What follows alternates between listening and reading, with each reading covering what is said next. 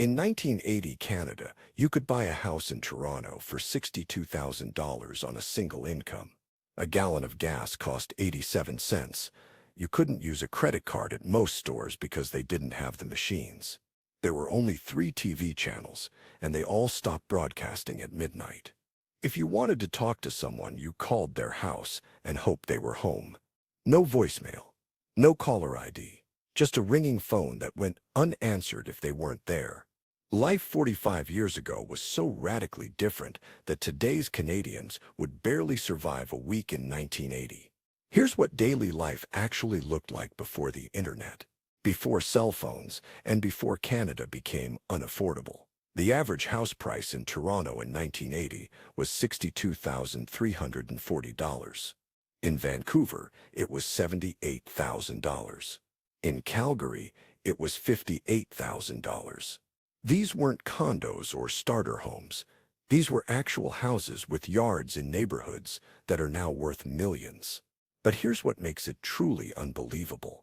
The average Canadian salary in 1980 was $18,000 per year.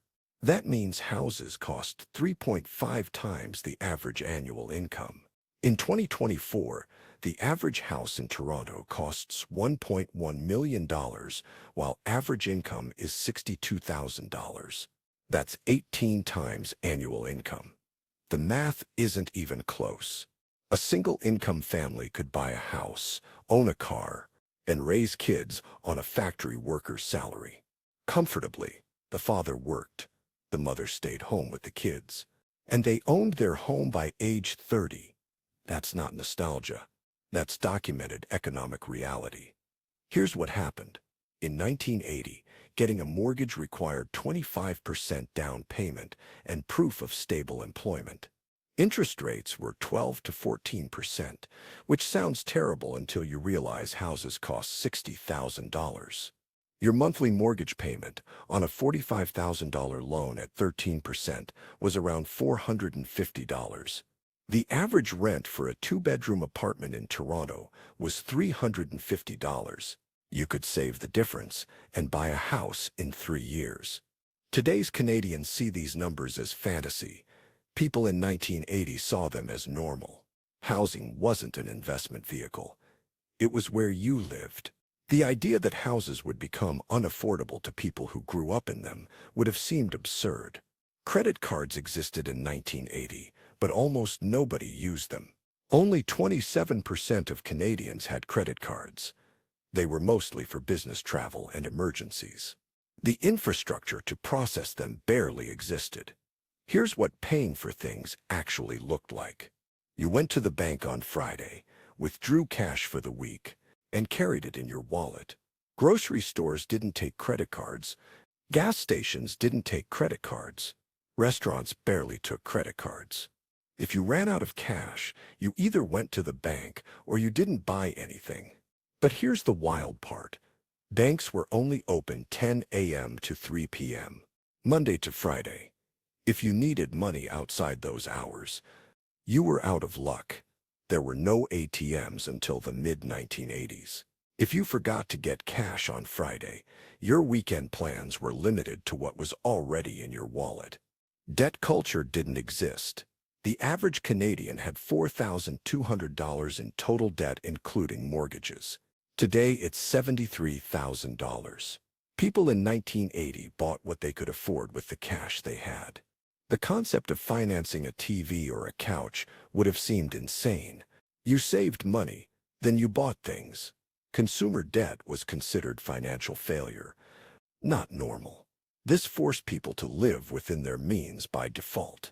You couldn't overspend because the mechanisms to overspend didn't exist. If you wanted something you couldn't afford, you waited and saved. Revolutionary concept. Canadian television in 1980 was CBC, CTV, and maybe one local channel if you lived in a major city. That's it, 3 channels, and they didn't broadcast 24 hours. Programming ended around midnight with the national anthem, then the screen went to static. Here's what entertainment looked like. Friday night, the family watched the Beachcombers or Hockey Night in Canada because that's what was on. You didn't choose from 10,000 options. You watched what the three channels decided to broadcast. If you missed a show, it was gone. No reruns for months. No streaming. You missed it. But here's what this created. Shared cultural experiences. Everyone watched the same shows. Monday morning at work, people discussed what happened on Dallas or Dynasty because literally everyone saw the same episode Saturday night. There was no "have you seen" conversation. Everyone had seen it because there was nothing else to watch. Kids grew up watching Mr. Dress-Up and the Friendly Giant in the morning before school. Teenagers rushed home to watch video hits. Families gathered for hockey night in Canada on Saturday. These weren't choices, they were the only options, and somehow entertainment was more satisfying because scarcity made it valuable. Cable TV was just becoming available in cities. It cost $15 per month and gave you maybe 20 channels, most of which were American networks. This was considered a luxury. Most families had the 3 free channels, and that was enough. Cell phones didn't exist. If you wanted to talk to someone, you called their landline and hoped they answered. If they weren't home, the phone rang forever and you hung up. That was it. Here's what making plans looked like. You called your friend and said, "I'll meet you at the Eaton Center at 2 p.m. by the fountain." If one person was late, the other person just waited. No way to call and say you're running behind. No way to update plans. You agreed on a time and place, and you had to be there or the plan failed. But here's the coordination nightmare nobody talks about. If you were meeting someone and they didn't show up, you had no idea why. Were they late? Did they forget? Did something happen? You just stood there waiting for 30 minutes before giving up and going home. Then maybe they'd call your house that evening to explain. Or maybe you'd find out next time you saw them. Long-distance calls were expensive. Calling someone in another province cost 25 cents per minute during the day, 15 cents per minute at night. Families waited until after 6 p.m. to make long-distance calls. Sunday nights, everyone called relatives in other provinces because rates were cheapest. You watched the clock and kept calls under 10 minutes to control costs. This created a completely different social dynamic. You couldn't be in constant contact with people. You saw them in person or you didn't communicate. Friendships required actual effort. You had to coordinate in advance. You had to show up when you said you would. The casual, "I'll text you when I'm close." Convenience didn't exist. Plans were binding commitments. Music in 1980 came on vinyl records or cassette tapes. If you wanted to hear a song, you bought the entire album for $8 to $12. That was about an hour of minimum wage work. You couldn't preview it. You couldn't download singles. You bought the album based on the one song you heard on the radio and hoped the rest was good. Here's what discovering music looked like. You listened to radio and waited for songs you liked. When a good song came on, you grabbed a blank cassette tape and hit record to capture it. This was how you built a music collection. Waiting for your favorite songs, recording them onto tapes with terrible quality and DJ voiceovers. But here's what this created. You actually listened to entire albums. You bought a Rush or Triumph album and listened to it 50 times because you spent $10 on it. You memorized every song, every lyric, every guitar solo. Music was scarce and expensive, so you extracted maximum value from what you bought. Going to Sam the Record Man or A&A Records was an event. You browsed for an hour, read the album covers, and chose carefully because you could only afford 1 or 2 albums. Kids saved allowance for weeks to buy the newest Iron Maiden or Van Halen album. The anticipation made the purchase meaningful. Today you have instant access to 100 million songs. In 1980, the average teenager owned maybe 30 albums total. They knew every song on every album. Music was more valuable because it was scarce. If you needed something in 1980, you drove to a store and bought it. That's the only option. No price comparison websites. You went to Eaton's or the Bay, looked at what they had, and bought it or left empty-handed. Here's what buying something specific looked like. You wanted a particular model of stereo system. You drove to 3 or 4 electronics stores, looked at what they had in stock, listened to sales pitches, and bought from whoever had it. If nobody had it, you waited for them to order it. 2 weeks later, they'd call your house and say it arrived. But here's the shopping experience nobody misses. Downtown department stores were the only option for many things. Eaton's in the Bay had everything from furniture to clothing to electronics. You could spend an entire Saturday there because shopping took time. Finding items, comparing options, waiting for salespeople, paying at registers. A shopping trip was a 4-hour commitment. Catalogs were huge. Sears' catalog was the size of a phone book with thousands of products. You'd circle items you wanted, fill out an order form, mail it with a check, and wait 6 weeks for delivery. This was considered convenient because the alternative was driving to the nearest Sears store. The return policy was whatever the store decided. No standardized 30-day returns. No online reviews.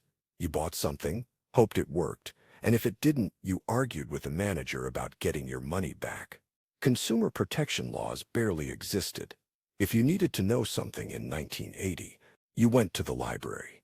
That's not metaphorical. You physically drove to a library, used the card catalog to find relevant books, and read them. Researching any topic meant hours in the library. Teacher assigns a project on Canadian Confederation. You go to the library, use the card catalog to find books with call numbers about Canadian history, walk through the stacks to find them, check them out, read them at home, write notes by hand, and type your essay on a typewriter. One mistake on the typewriter meant starting the entire page over. But here's what this created. Kids actually learned research skills. You had to evaluate sources, take notes, synthesize information. The difficulty of finding information meant you valued it more. Today, you Google something and forget it instantly. In 1980, if you went to the library and spent 2 hours researching something, you remembered it. Encyclopedias were expensive status symbols. A full set of Encyclopedia Britannica cost $1,200. Middle-class families bought them and displayed them in the living room. These 30 volumes contained humanities knowledge, and having them meant your kids had homework advantages. Today that information is free on Wikipedia and nobody values it. In 1980, you got a job at a company and stayed for 30 years. That wasn't unusual. That was expected. Companies hired people, trained them, and kept them. In return, employees got pensions that paid 60 to 70% of final salary for life after retirement at 65. Here's what a normal career looked like. Graduate high school or college. Get hired by Bell Canada or General Motors or Imperial Oil. Work there for 30 years, retire at 65 with full pension and benefits. This was the default path. Job hopping was seen as unstable. Loyalty was rewarded with security. But here's what's impossible to explain to young people today. A factory job at General Motors paid $14 per hour in 1980. That's equivalent to $52 per hour adjusted for inflation. The job included full benefits, pension contributions, and job security. You could support a family, buy a house, and retire comfortably working in a factory. Those jobs are gone. The factories closed or automated. The pensions were replaced with RRSPs that depend on market performance. The security disappeared. In 1980, working class meant stable, middle-class life. Today, working class means struggling to pay rent. Gas prices in 1980 averaged 87 cents per gallon, which is about 23 cents per liter. That's roughly 80 cents per liter in today's money. Considering gas currently costs 1.70 per liter in most of Canada, driving was dramatically cheaper. Here's what this enabled. Road trips were normal. Families drove from Toronto to Vancouver for summer vacation because gas was affordable. Teenagers drove to the mall, to friends' houses, cruising around with no destination because wasting gas didn't matter. But here's the car culture that existed. Cars were simpler and cheaper to maintain. No computers, no sensors, no diagnostic codes. If your car broke, you fixed it yourself in your driveway with basic tools. Mechanics charged $20 per hour. New cars cost $5,000 to $8,000. The average Canadian family owned one car that lasted 10–15 years with basic maintenance. Today's cars cost $40,000 and are designed to be disposable. In 1980, a car was a tool you maintained. Today, it's a depreciating asset you finance. Canadian healthcare in 1980 was what people imagine when they defend universal healthcare. You got sick, you saw a doctor same day, you got treatment, you paid nothing. Wait times barely existed because the system wasn't overwhelmed. Here's what seeing a doctor looked like. You felt sick in the morning. You called your family doctor. They said, "Come in at 2 p.m. You went. They diagnosed you, prescribed treatment. You went to the pharmacy, got your medication for $5, and went home. Total time from feeling sick to having medication was about 4 hours. But here's what's impossible to explain to anyone under 40. Family doctors did house calls. The doctor came to your house, examined you at home, and prescribed treatment. This was normal. Doctors knew their patients because they had manageable patient loads. Emergency room waits were measured in minutes, not hours. You went to ER with a broken bone. You were seen within 30 minutes, x-rayed, treated, and sent home. The current 6 to 8 hour ER waits would have caused riots in 1980. The system worked because it wasn't abused. People didn't go to ER for minor issues because family doctors were accessible. Doctors weren't overwhelmed because there were enough of them. The population was younger and healthier. The system was designed for the population it served. People smoked everywhere. Restaurants had smoking sections that were just tables next to non-smoking tables with no separation. Offices allowed smoking at desks. Airplanes had smoking sections. Hospital waiting rooms had ashtrays. Teachers smoked in staff rooms while students were in class next door. Here's what's shocking to modern Canadians. About 45% of adults smoked in 1980. Nearly half the adult population. Smoking was advertised on TV, in magazines, on billboards. There were no warning labels beyond Health Canada advises moderation. Cigarettes cost $1.25 per pack. But here's the cultural attitude. Smoking was normal. Not smoking was unusual. If you asked someone not to smoke near you, they'd look at you like you were crazy. The concept that secondhand smoke was harmful wasn't accepted. People smoked in cars with kids in the back seat. Pregnant women smoked because doctors didn't tell them not to. The shift from smoking everywhere is normal to smoking anywhere public is banned happened in just 25 years. The cultural transformation was dramatic and total. In 1980, asking a restaurant to ban smoking would have bankrupted them. Today, smoking in a restaurant is illegal. Everything described above happened without internet because internet didn't exist for regular people. No email, no websites, no Google, no social media, no streaming, no smartphones, none of it. And somehow, society functioned. Here's what people did with free time. They read books. They watched the 3 TV channels. They went outside. They visited friends and family in person. They had hobbies that didn't involve screens. Kids played street hockey until dark. Families had dinner together every night because there was nothing else competing for attention. But here's what's impossible to convey. Life wasn't worse without internet. It was different. Slower, more focused, less convenient, but more intentional. You couldn't learn everything instantly, but what you learned, you remembered. You couldn't stay in constant contact with everyone, but the contacts you maintained meant more. The idea that you could access all human knowledge from a device in your pocket would have seemed like science fiction. The idea that this would make people more anxious, less happy, and constantly distracted would have seemed impossible. Yet here we are. 45 years is just one generation. Your parents or grandparents lived in 1980 Canada. They bought houses on single incomes. They raised families without constant financial stress. They had job security, and pensions. They lived in a society where basic necessities were affordable. But Canada is gone. Houses are investment vehicles, not homes. Jobs are temporary, not careers. It is normal, not shameful. Healthcare is strained, not accessible. The financial security that was default in 1980 is now considered privileged.